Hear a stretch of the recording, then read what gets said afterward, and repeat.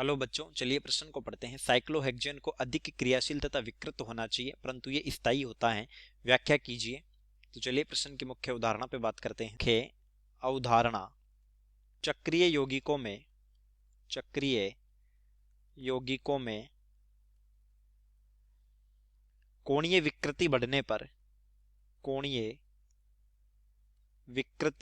बढ़ने पर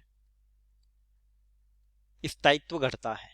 और स्थायित्व घटता है तो क्रियाशीलता बढ़ती है, स्थायित्व घटता है।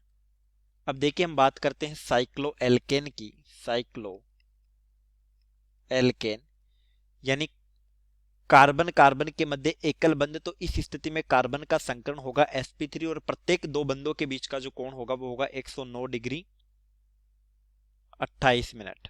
ये बंध कोण होना चाहिए। अगर इससे कम बंध कोण होगा तो फिर वो विकृति उत्पन्न करेगा। जैसे हम बात करते हैं साइक्लोप्रोपेन की। साइक्लोप्रोपेन, तो इसकी संरचना होती है, तो ये जो बंध कोण आता है वो 60 डिग्री का आता है, तो यहां पर कोणीय विकृति होगी। कोणीय विकृति। और साइक्लोएल्केन में सर्वाधिक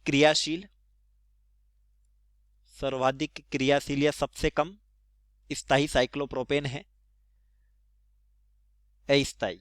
साइक्लोब्यूटेन इसकी संरचना होती है, तो बंध कोण आता है 90 डिग्री का, तो ये स्थायित्व कम है लेकिन साइक्लोप्रोपेन से ज्यादा है। विकृति तो यहां पर भी होगी, विकृति। साइक्लोहेक्सेन को देखें तो यहां पर जो बंध कोण है ये आता है 120 डिग्री का, तो यहां पर कोणीय